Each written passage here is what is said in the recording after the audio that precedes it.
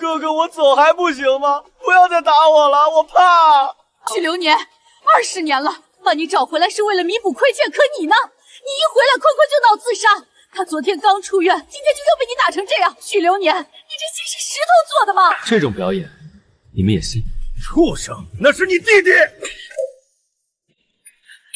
这一巴掌下去，我跟你们顾家那点单薄的血缘可就真断了。你竟然敢对亲生母亲动手，放手！忘了我们当初是怎么嘱咐你的吗？流年，当年被报错，并不是你弟弟的错，他这些年为了讨我们欢心，吃了很多苦。回了家，你不可以迁怒他，更不能动那些上不得台面的歪心思去排挤他，知道吗？既然回了顾家，就得守顾家的规矩。我会给你优厚的生活，豪车、名表、京城的户口，这些你这辈子在乡下见都没见过的东西，我都能给你。但我也能让你瞬间失去一切。识相点，别挑战我的底线。别怪哥哥，是我自己不配在这个家待下去。这种级别的绿茶手段，看来接下来的日子想安静是不太可能。哥哥，你别吓爸爸，能呼吸吗？说话，快说话呀！老天爷呀，这到底造了什么孽？坤坤，你要是真走了，妈这颗心也就碎了呀！爸妈，你们为什么要救我？让我死了吧！是我太贪心了，占了哥哥20年的位置，享受了20年原本属于他的疼爱。现在哥哥回来了，我就是一个多余的罪人。是我抢了哥哥的生活，我该死，我真的该死！都怪你许流年，这就是你想要的吗？你刚才就站在门口，你亲眼看着坤坤踢开椅子，你为什么不救人？你手长脚长的冲过来扶一把很难吗？我看透你了，你就是想看你弟弟死。你以为他死了，顾家的家产就全是你一个人的，是不是？你这种心思歹毒的东西，身上都是顾家的血，这是顾家的耻辱。你太让我寒心了，骨肉至亲，在生死关头，你竟然能冷眼旁观到这种程度。你这么冷血，你还想姓回顾吗？你还想入我顾家的家谱吗？你笑什么？你还有脸笑？我笑啊，是觉得好奇，你们顾家这么有钱，在京城也算是有头有脸，怎么就没想过去医院看看脑子？许流年，你知不知道你在跟谁说话？今天看在坤坤受惊的份上，我不跟你计较。坤坤身体好全了，看我怎么收拾你！进来，给我滚进来！你今天必须给我跪在客厅中央，给坤坤认错，给顾家的祖宗认错。没我的允许，你不准起来！你要是还有一点良知，就跪到坤坤原谅你为止。先对付一宿吧，明天一早，这鬼地方请我来我都不来。这新回来的少爷胆子也太大了吧！乡下来的，一点规矩都不懂。顾家，顾家的养母。青儿现在住在我们家，她可是名牌大学毕业的精英，你回了家多学着点，别丢她的脸。在这个家里，似乎只有她看起来还算个正常点的人类。许流年，我让你跪下认错，谁给你的胆子坐在那里的？那是你能坐的地方吗？才刚进家门第1天，你就敢公然忤逆你母亲，不孝的东西！在乡下待了20年，就学了一身地痞无由来的流氓气吗？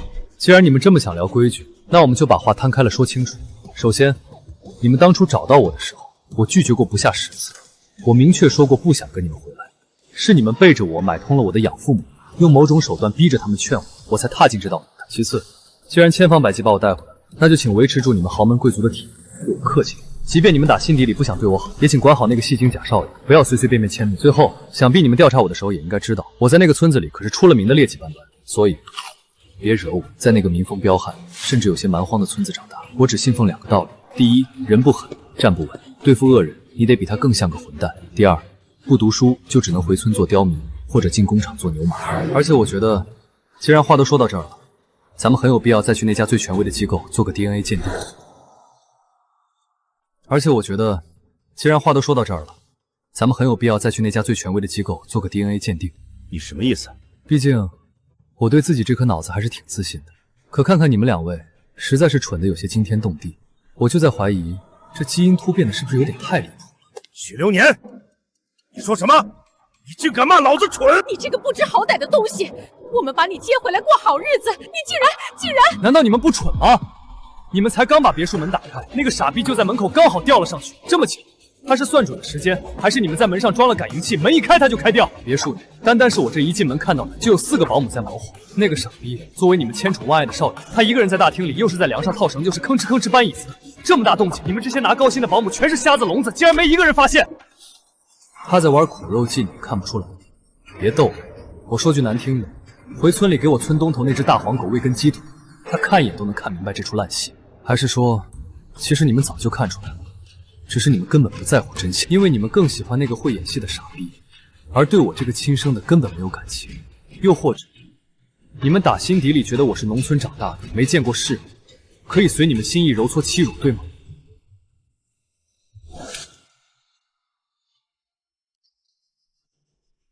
够了，你给我闭嘴！你不要说这些没用的东西。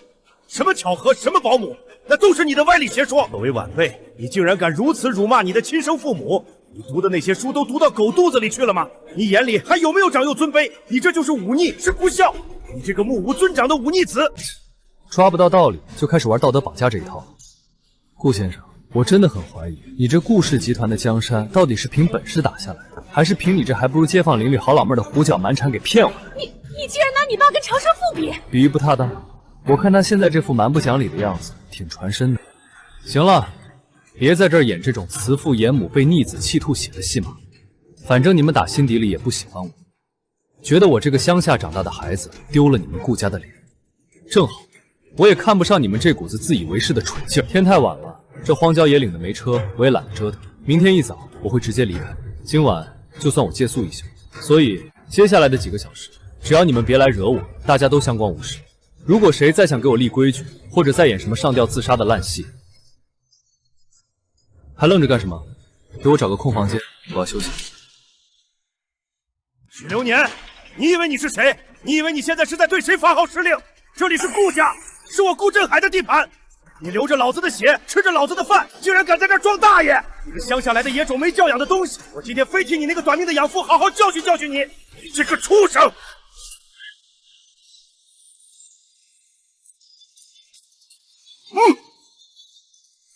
顾振海，给你脸了是不是？听好了，这次进你嘴里的是香蕉，你要是再敢对我伸那只爪子，下次插进你嘴里的就是厨房的菜刀。到那时候，我也顺便劈了你这颗不长脑子的狗头，看看里面到底装的是不是豆腐渣。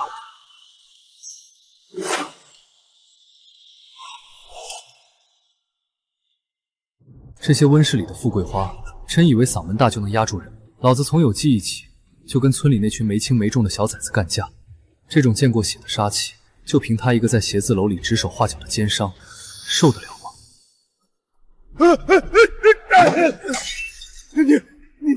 你这个畜生！你竟然敢用这种眼神看我！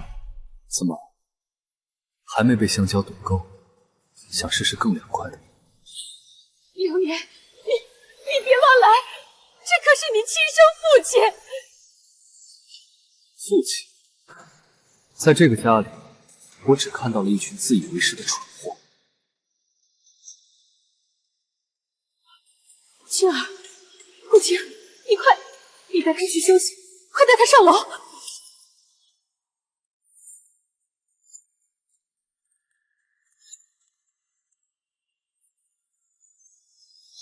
我就不该带他回来，他就是个讨债鬼。你看见他刚才那眼神没有？他那是想杀了我们。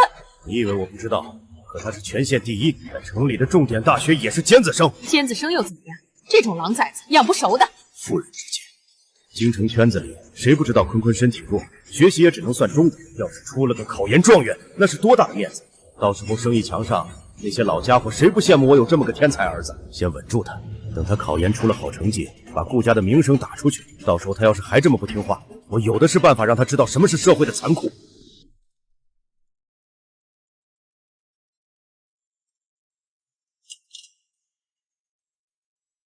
顾青年，这是你的房间？别瞎想。整座别墅虽然名义上我是大小姐，但我真正拥有使用权的只有这间房。如果我今晚把你安排到客房，明天一早，那些盯着我的保姆就会把这件事添油加醋的告诉他们，到时候这就会成为他们随时惩罚我的把柄。外表光鲜亮丽的顾家大小姐，活得竟然像个随时会被抓到错处的囚犯，你真可怜。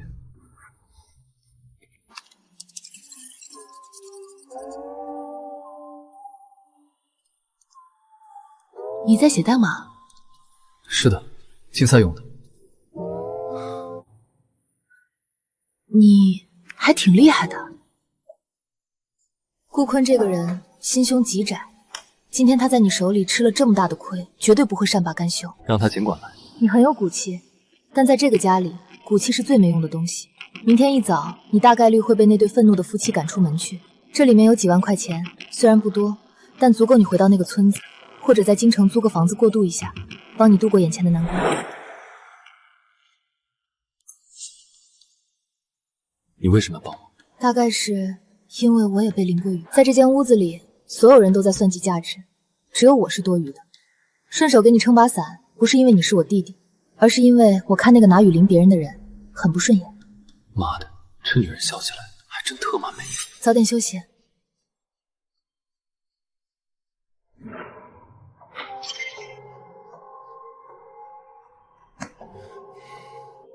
平心而论，这顾青的身材和脸蛋，简直是老天爷亲手捏出来的。许流年，你特妈在想什么？那是给你撑伞的人，在这贼窝里，老子可不想当那个没种的贼。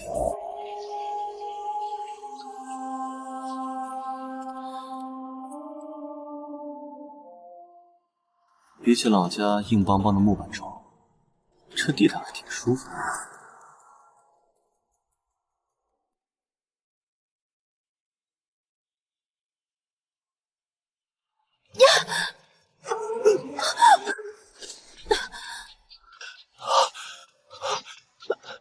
大姐，你是想谋杀吗？你怎么睡在这儿了？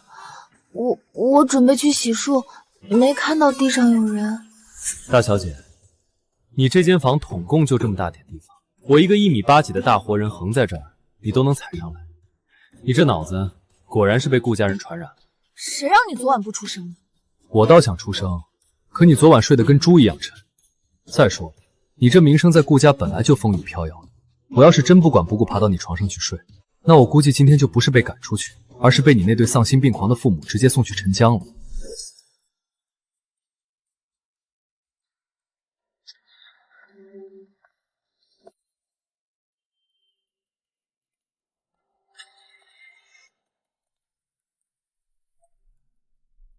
流年醒啦！哎呦，妈妈正念叨你呢。饿了吧，孩子？快，妈妈今天特意起了一大早，亲自下厨给你做了很多好吃的，都是咱们京城的名点，快来尝尝。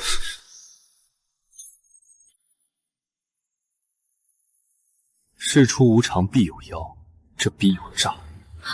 你这孩子在乡下待久了，沾染了一身野气，以后说话可要注意点分寸了。毕竟回了顾家就是大家少爷，不能再这么粗鲁了。快，先吃饭，有什么事儿咱们饭桌上说。昨晚还恨不得我死，今早就在这装模呲笑，不吃白不吃。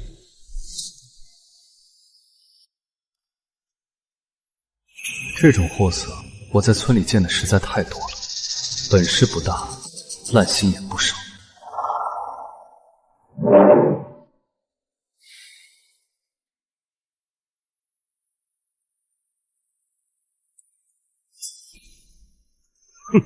哥哥，我知道你在外面自由惯了，但回了家，规矩还是不能丢的。你坐下来用餐，至少要先跟爸爸打个招呼的，长幼有序。你这样一言不发就开始吃，显得太没有礼貌了。传出去，别人会笑话我们顾家没家教的。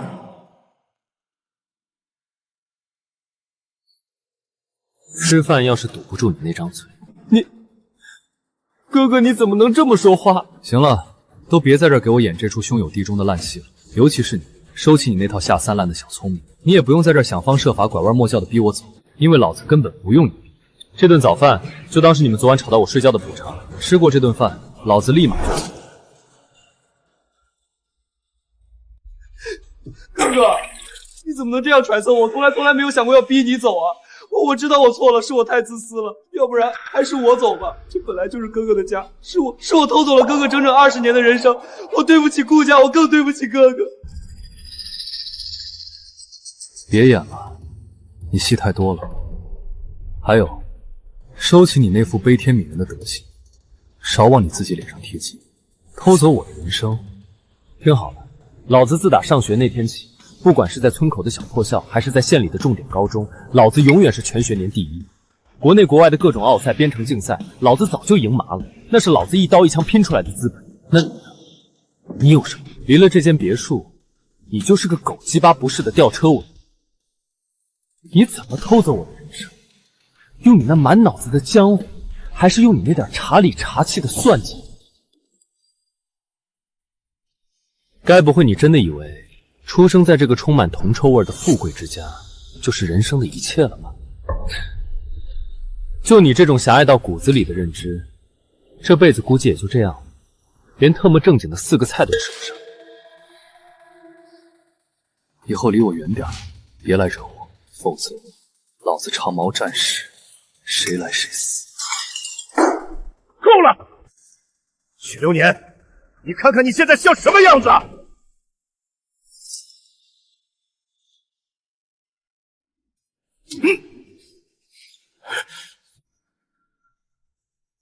狗吠得再大声，也没有填饱肚子重要。行了，许流年，我实话实说了吧。之所以费尽周折把你从乡下带回来，就是看中了你的成绩。只要你安心留在顾家读书，你的开销、学费，甚至你想要的那种奢侈生活，钱少不了你的。把我当成顾家的金字招牌，想用钱买我的前程去装点门面，没问题，但我也有个前提，管好顾坤那个傻逼，让他滚出我的视线，别来惹我，否则我发起疯来，可能会直接整死他。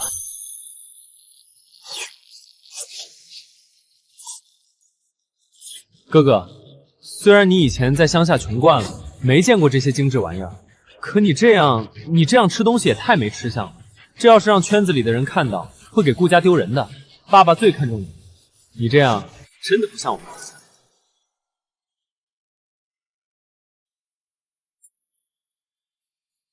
老子刚才杀人的眼神白给了，这脑残记吃不记打的本事真是绝了。一个狗脑子，是真不长记性。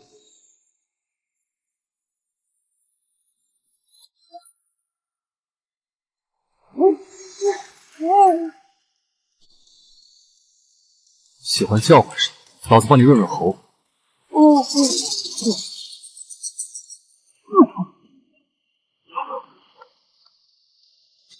狗东西，你再敢给老子瞎逼逼一句，下次老子直接把这只碗塞进你嗓子里。这种面料擦手倒还挺稀有。许流年，你这个畜生，你竟敢！我的坤坤啊，造孽呀！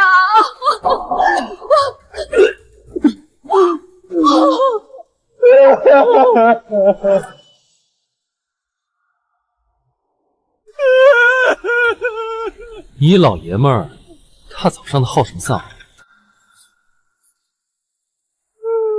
不知道的还以为是你妈刚咽了气，你在这儿尽孝。你这逆子，你竟敢咒我死！坤坤那是受了委屈，受委屈就哭。既然这么爱我，送你个帽子戴戴。快带他去冲了水，去医院。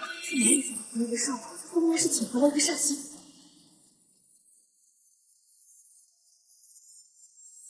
你骂人这么厉害，还动手这么利索，你是跟谁学的？你是真不知道，农村老娘们骂街到底有多凶。我这满打满算也就发挥了30%功力，才哪儿到哪儿啊？在村头，那是能把死人骂活、活人骂疯的真本事。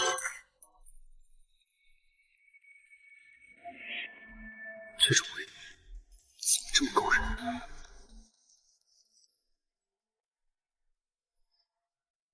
既然最后还是选择留下来，那就好好学习吧，拿你的成绩当筹码，尽早拿到属于你自己的东西，尽早彻底离开这间吃人的屋子。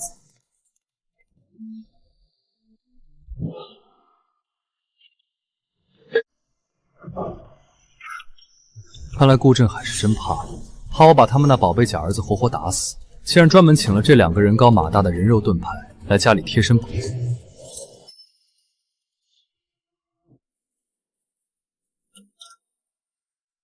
顾家人在下面如临大敌，他倒像是在世外桃源。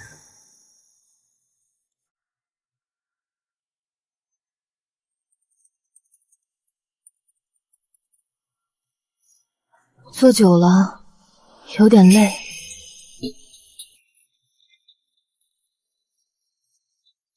你这是不是有点太过了？借你靠一会儿，写你的代码。这还能怎么写？算法逻辑全乱了。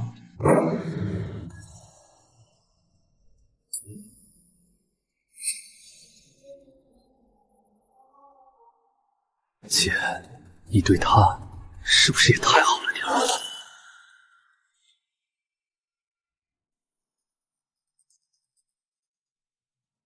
这种跳梁小丑的戏码，他到底要演到什么时候？怎么，刚才那一锅粥还没把你烫清醒？你这是又想挨揍了？挨揍？你以为能打就了不起？你这个农村来的贱种，带着满身的土腥气，也配坐在我姐身边？你等着看吧，我的手段一定会把你这个畜生彻底赶出去，让你在京城连条狗都不如！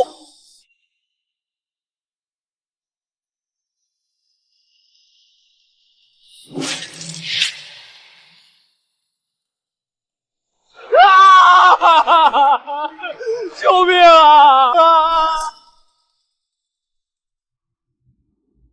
救救我！救救我！救救我！我哥哥他疯了，他要杀了我，他拿石头砸我的头！救命啊！给我双手抱头，靠墙站好！这苦肉计玩的比刚才上吊那一出专业多了，对自己够狠，这狗东西确实有点长进。天哪！哥哥，你醒醒啊！流了这么多血！别打我！哥哥，不要杀我！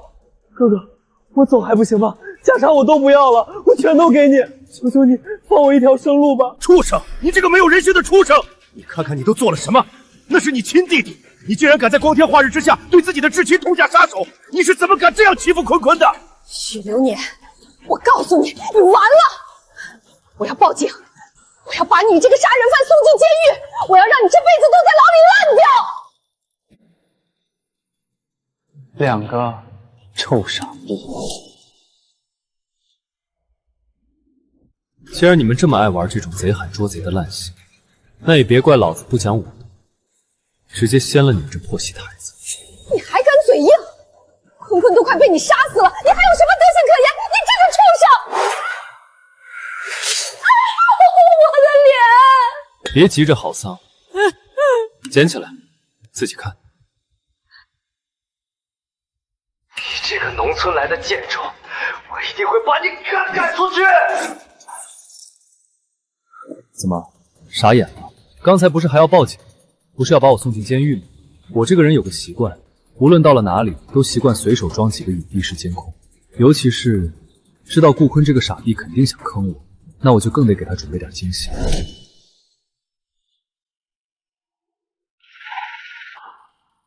许流年，你太有心机了！你竟然在自己家里装监控，你这是在防谁？我怎么会有你这种阴险毒辣的儿子？你还没进门就开始算计你弟弟，你简直是个怪物！即便事实是这样，那也是你让坤坤感到不舒服了。苍蝇不叮无缝的蛋，如果你对他好一点，如果你让他感受到的当哥哥的温暖，他会把自己逼到这种自残的地步吗？这都是你逼的。对，你别以为拿个破视频就能让我们厌恶坤坤，你想以此来争宠，想让我们把你当个宝，做梦去吧！我们顾家的心永远在坤坤这边。顾家这么有钱，装修的金碧辉煌，难道就没舍得买面镜子给你们照照？要是真穷的买不起镜子，你们两个老东西难道没长膀胱吗？有膀胱的话，就自己撒泡尿，好好照照你们现在这副又蠢又毒的嘴脸吧。你们竟然以为我是想用这个视频来唤醒你们这两个傻逼的父爱母爱？我是想告诉你们，这个视频加上刚才顾坤对着镜头亲口承认要用手段把我赶出去的诽谤之言，老子现在就能去法院告他个倾家荡产。然后我会把这个视频发给所有的媒体，发到京城所有的豪门圈子。标题我都想好了，顾氏夫妇虐待亲子，竟为保全自残养子。我问问你们两个，到时候顾氏集团的股价和你们那张视如生命的面子，哪个吃亏？还有，说我有心机，老子没心机，难道要像你们两个傻逼一样，伸长了脖子等着被顾坤这狗东西算计死？老子是为了自保，而你们纯粹是活该。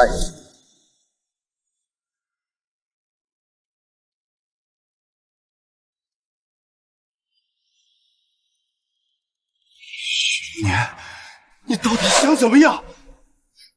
咱们打开天窗说亮话，别整那些虚头脑的情感绑架。给我500万。500万？你疯了！你这是敲诈！500万，买断这个视频的所有权，顺便买断你们跟我之间那点可笑的血缘亲情。钱到账，视频销毁，我以后在顾家就是个透明的尖子生。钱不到位，不要试图跟我讨价还价。哥哥，你怎么能这样？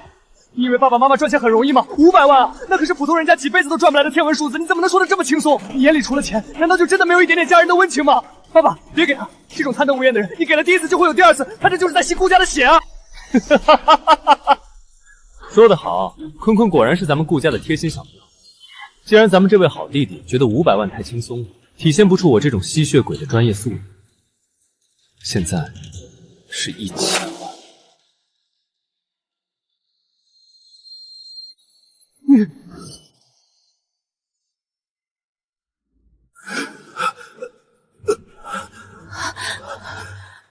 2000万，既然想玩道德绑架，那就得做好被我敲骨吸髓的巨王。许流年，你这个丧心病狂的疯子！你的命都是老娘给的，要是没有我，你现在还在哪片荒山里玩泥巴呢？你竟然敢勒索你的亲生母亲，你还是个人吗？你的良心被狗吃了吗？你这种贪得无厌的畜生，就该下地狱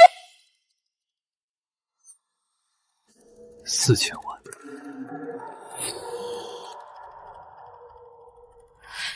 够了，够了，都给我闭嘴！4000万，我给。钱到账之后，视频立刻销毁。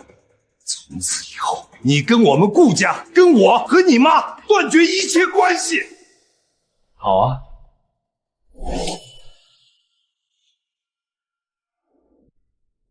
动作快点，先打钱，等银行的到账短信发过来，我当着你们的面毁掉视频，然后咱们去做个声明，白纸黑字写清楚，断绝一切关系。断绝关系，在法律上，血缘关系是断不掉的。你以为签张纸就能抹掉你身上流着顾家的血？顾大老板，你跟我在这普法呢？法律上确实没有断绝关系这一说，但咱们可以签一份民事协议，写清楚以后互不干涉，互不履行赡养与抚养义务，更互不继承财产。只要钱到位，我这辈子都不会再踏进顾家半步，更不会在外面说我是你顾振海的儿子。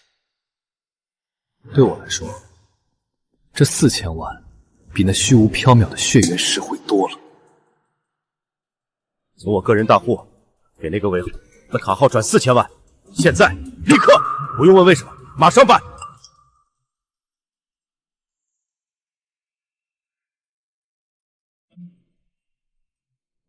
视频清了，云端也删了。顾老板，合作愉快。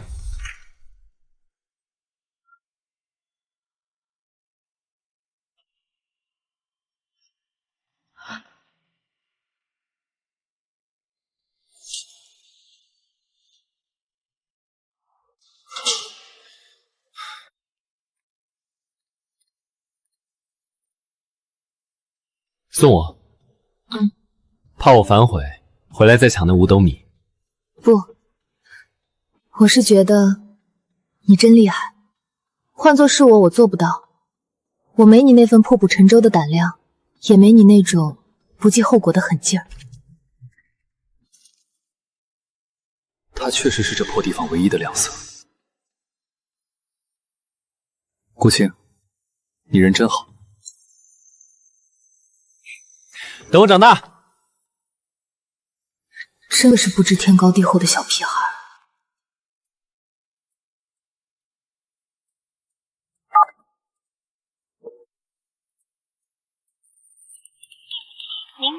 不对劲，阿妈从来不会不接我电话。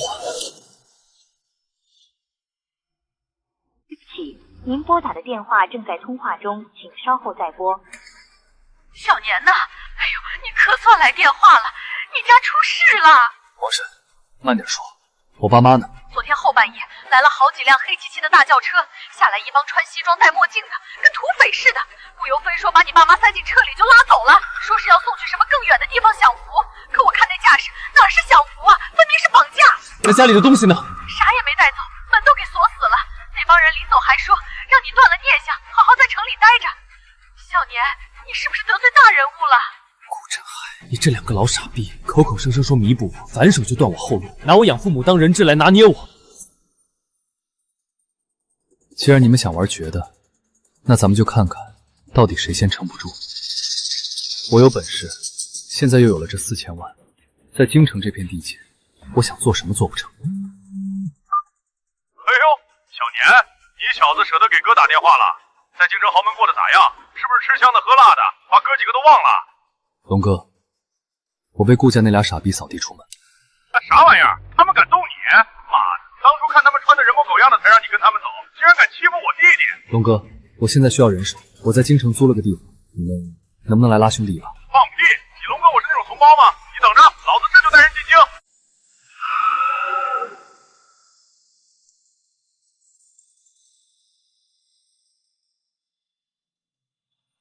小年，哥带人来了。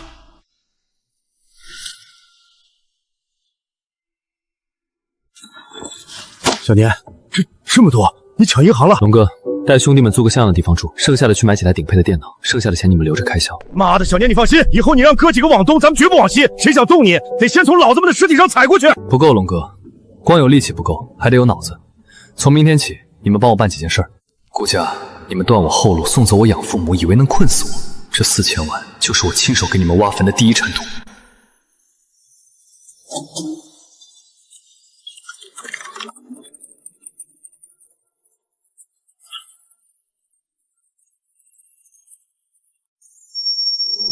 请问是许流年同学吗？我是腾航空天大学招生办负责人。你的算法模型已经引起了我们实验室项目的高度关注，学校决定对你启动杰出天才招募计划，提前录取，直接进入核心实验室。什么时候入校？明天一早专车接送。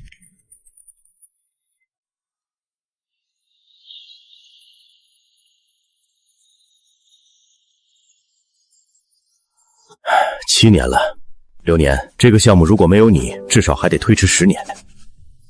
7年，该回去了。协议签了，这7年你的所有成就将封存为特级机密，在外界看来，你只是一个普通的退职人员。7年了，当初离开苏城时，我对顾青说过让他等我。其实我成年时就想来找他，可当时基地项目正在攻坚，技术专利保护如泰山压顶。顾青，既然我回来了，当年的承诺该兑现了。流年，我是妈妈，你们放开我，我是他亲妈。流年，我的儿啊，妈妈终于又能看到你了。你知不知道这些年妈妈是怎么过的？妈妈每天都在想你，每天都在后悔当年把你赶走。我只能看着你小时候的照片，争秀的哭啊！是啊，流年，你妈妈这7年过得太苦了，她想你，想得眼睛都差点哭瞎了。虽然我现在的公司法人并不是我本人，但作为实际掌控人，这对有心人来说本就不是秘密。这俩傻逼惦记我的钱，惦记疯了吧？哥哥，你终于回来了。这么多年，我和爸爸妈妈真的很想你。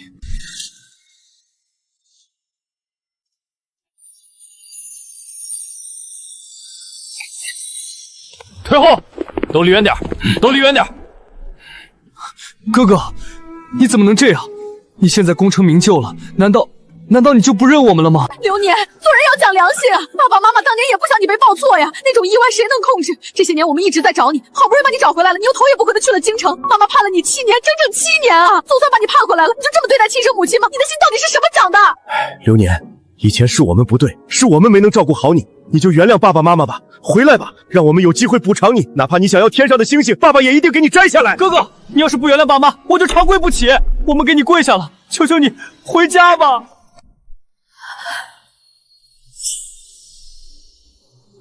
哎呦，这不是顾氏集团的老总吗？怎么给这年轻人跪下了？这年轻人谁啊？看起来挺有钱的，怎么这么狠心？这徐总是不是太不近人情了？亲生父母都跪成这样，有什么天大的仇不能化解？就是说呀，孩子在医院被报错，这谁也不想。既然找回来了，怎么就不能原谅呢？真是冷血。听说是在农村长大的，如今发了财就六亲不认。眼界还是小了点，如今发了财就六亲不认，这就是所谓的小肚鸡肠吧。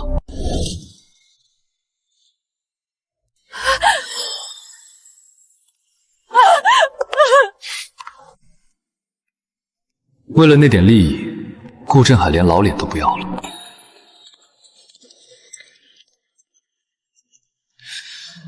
阿龙哥，苏城的行程是绝密，你应该清楚我签的技术专利保护是什么级别。这7年，我多少次死里逃生，现在的我，哪怕是行踪泄露半点，都可能引起核心数据外流。可是今天是你的失职，我身边的人不该犯这种低级错误。小年，你别生气，这次确实是我大意了，但我敢拿命担保，绝不是我们内部出了问题。这几个跟在你身边的兄弟都是当年老家带出来的，命都能给你，绝不会为了钱出卖你。你想想，除了我们内部的人，回苏城的消息你还通知过谁？哪怕是只言片语。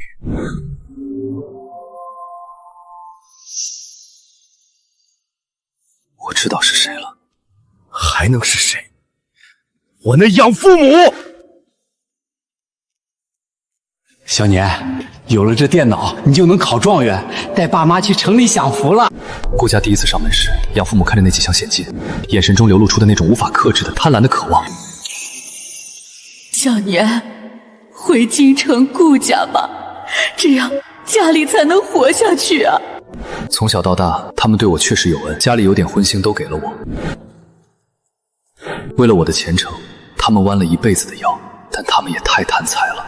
7年前，他们为了钱把我卖给顾家，逼我离开。7年后，我费尽心力找到他们的下落，想要报恩，可他估摸着顾家这次又给了他们无法拒绝的高价吧。再一次出卖我的行踪，再一次把我当成他们发家致富的筹码。龙哥，去办2件事。小年，你吩咐。第一，给老家那边打笔钱，告诉那对老夫妻，我有钱，比顾家有钱的多。他们想要多少，直接开个价给我，我给。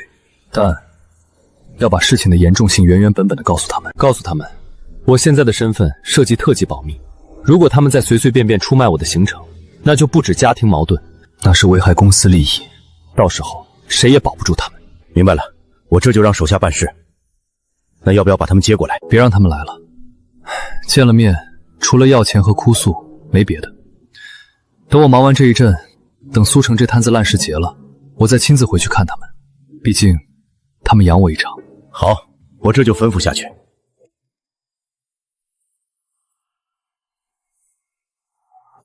老板，是我，流年。你辞职报告交上来的时候，我就说过，你这种天子门生，哪怕是任性跑出去创业，身上那层皮也脱不掉。老板，您知道的，苏城有些陈年旧账，我得亲自回来算清楚。算账？你看看你现在像什么样子！苏城那边的汇报已经递到我桌子上了，你在酒店门口被那3个跳梁小丑逼得当众被围观。流年，你不仅是人工智能领域的领军人，你现在还挂着智能基地核心顾问的虚职。老板，顾家那边，他们还没资格进我的眼。你看看这些。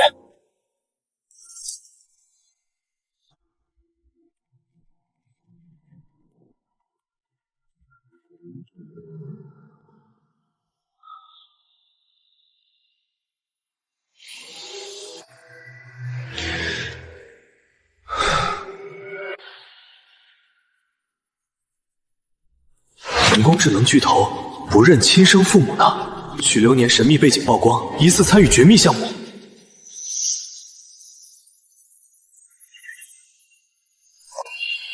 年，妈妈想你啊！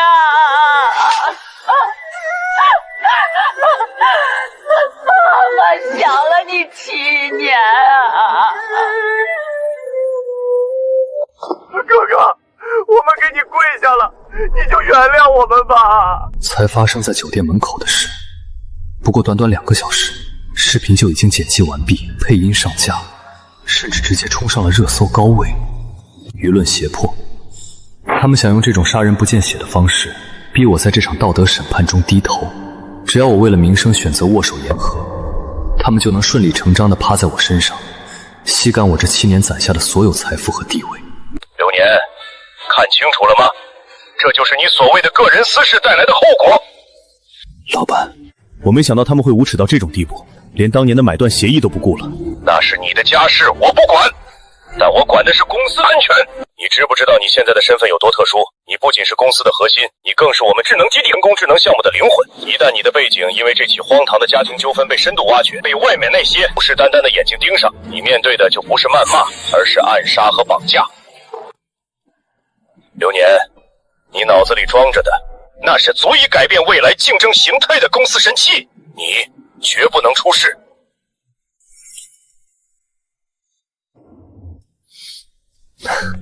老板，小伙，我知道轻重，这次是我大意了，没料到这家人能没底线成这样。办完这最后的一点陈年私事，我会尽快回基地报道。记住你今天的话，流年，你要是出了差错，那是公司的损失。那些舆论垃圾，上面已经派人去处理了。你现在的首要任务是，别再给外面那些情报机构留下任何抓拍你的机会。明白。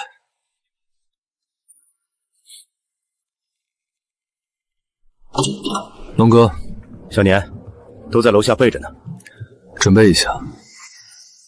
既然他们这么想叙旧，我送这份大礼。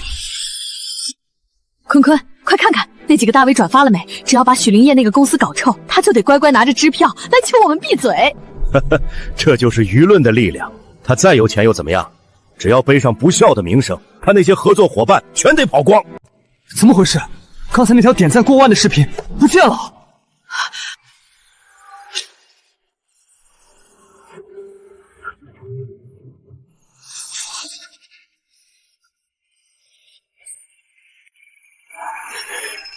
顾少，不干了，钱全部退回，我求求你放过我！你什么意思？钱都收了，你先撂挑子！不是钱的事，刚才有关部门直接顺着网线冲到我们机房了，所有的服务器全被查封了，你们到底惹了什么人？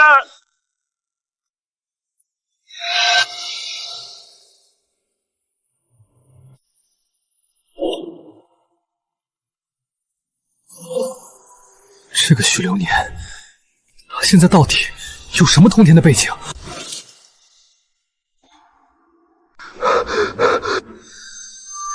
坤坤，别急，别急，那个小畜生，就算现在飞上天了，那也是从老娘肚子里爬出来的。只要这血缘断不了，他许流年就得认账。没错，老子给了他一半基因，这就是天大的恩情。他现在有钱了，更有地位了，那是咱们顾家的造化。顾青，你整天摆着这张死人脸给谁看呢？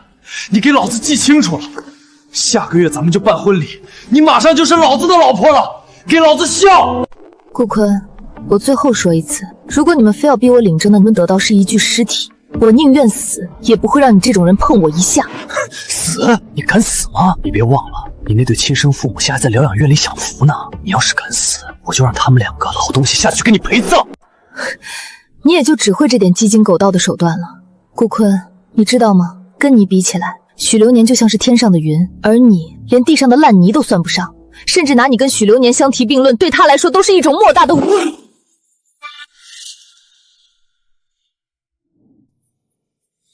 不要在我面前提他，那个乡下来的贱种，他算什么东西？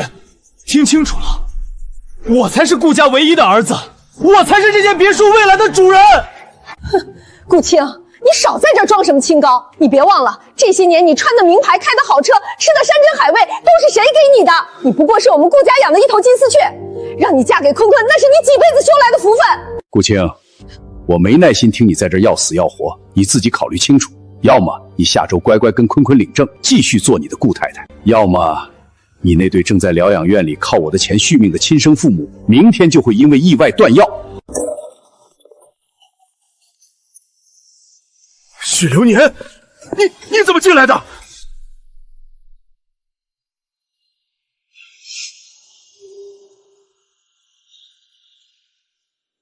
哪只手打的？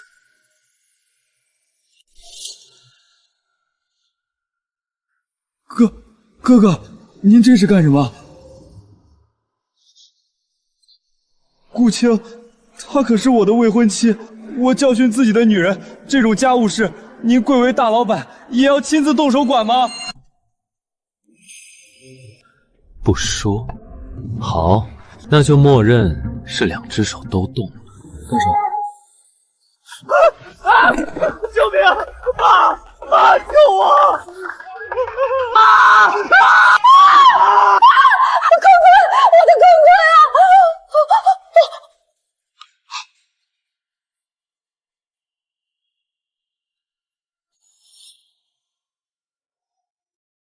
啊！小坤，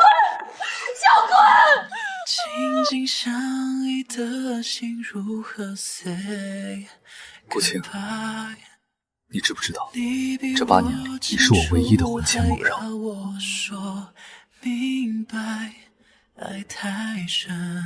顾青，记不记得我8年前走的时候对你说过什么？我说过，让你等我长大。现在，你等到了。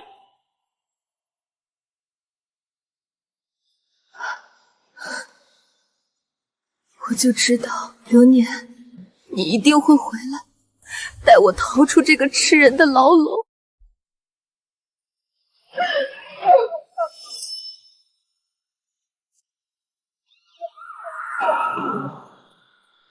顾振海、李翠兰、顾坤，由于你们涉嫌通过非法手段窃取公司专利，现依法对你们实施逮捕。流年，我是你妈，你不能这么绝情。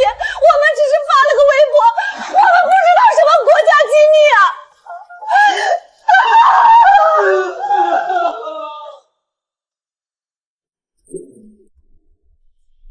小年，那边传回消息了，顾家那3个人审判结果下来了，证据确凿，全都认罪了。顾父在里面写了整整3页的忏悔书，顾母和顾坤也表示悔罪。这种涉及特级保密的案子，他们知道自己这辈子都出不来了。认罪了，心理防线早就崩了。法官宣读判决的时候，3个人哭成一团，一个劲儿说对不起，可惜晚了。找个地方随便处理了。其实从一开始，我从未奢望过他们对我有多好，我甚至理解他们更爱那个杨子。毕竟20年的朝夕相处，养只狗都会有感情。如果他们只是平淡的把我当成路人，我或许会给他们一笔钱，保他们晚年无忧。可是，他们真的不该一次又一次的来伤我的。我许流年从来都不是什么慈悲为怀的圣母。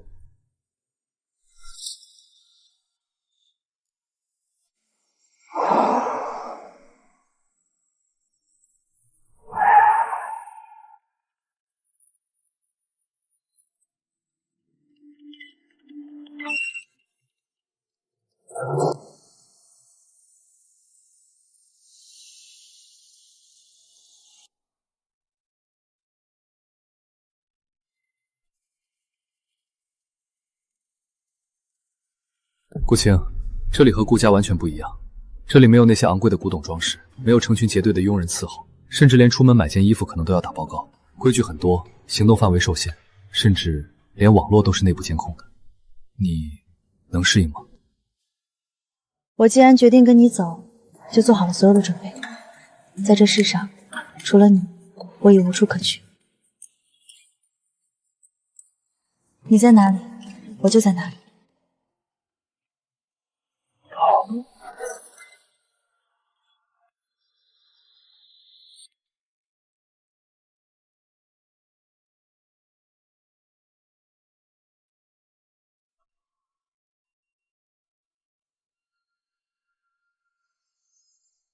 流年啊，这7年你为公司尽忠，多少次死里逃生，老头子我都看在眼里。今天你终于有了自己的家室，好事儿，这是天大的好事。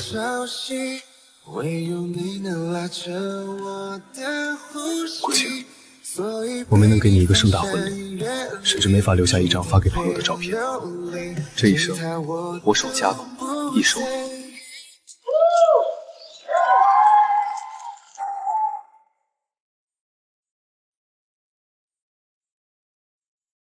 食堂的师傅手艺真好。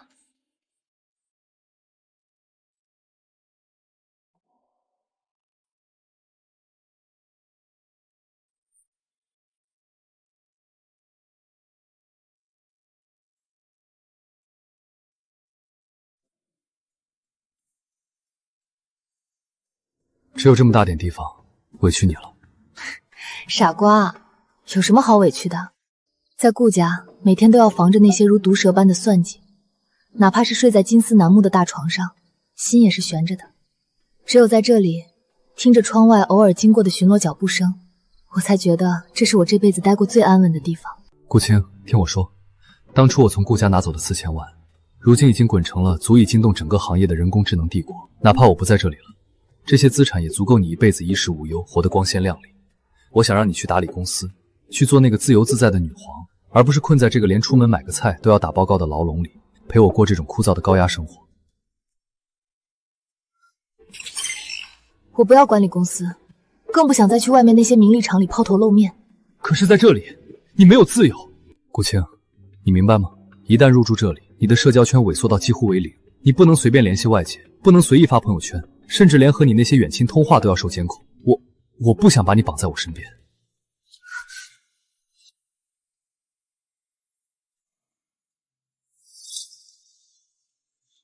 许流年，你还记得吗？当年在顾家别墅，我把仅有的房间腾给你住，把卡里所有的钱都给你。那时候我就知道你绝不是普通人，你眼里的那团火，顾家那座小庙关不住。我在顾家待了10几年，名义上是大小姐，可实际上活得像个没有根的幽灵。直到遇见你，直到你带着那股不顾一切的狠劲再次出现在我面前。流年，心中所爱在何处，那何处才是自由？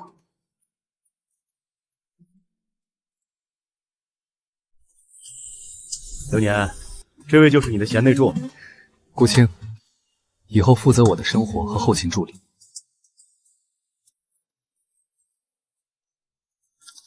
我要的是一个能够突破现有算法框架、具有自我进化能力的全新模型。许流年，你已经连续工作36个小时了，该休息了。又陪我到这么晚，明天不用起这么早。你安心忙，只要我一抬头能看见你，我就不累。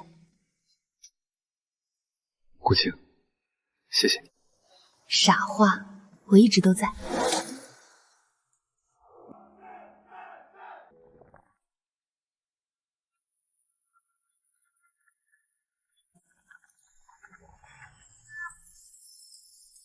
原来这就是被人放在心上的感觉，真好。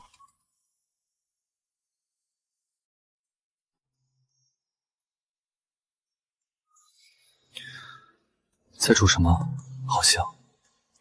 你最爱喝的玉米排骨汤，特意多放了山药。这一阶段的公关总算结束了，累不累？看到你，再累都值了。流年，其实有时候我坐在这窗边看书，偶尔还是会想起顾家那些人。那些人带给他的伤害，难道还是过不去吗？我不恨他们了，真的。没有那场噩梦，我们就不会拥有现在这种真切的、属于自己的安稳。那些不重要的，都已经在过去了。来，这个。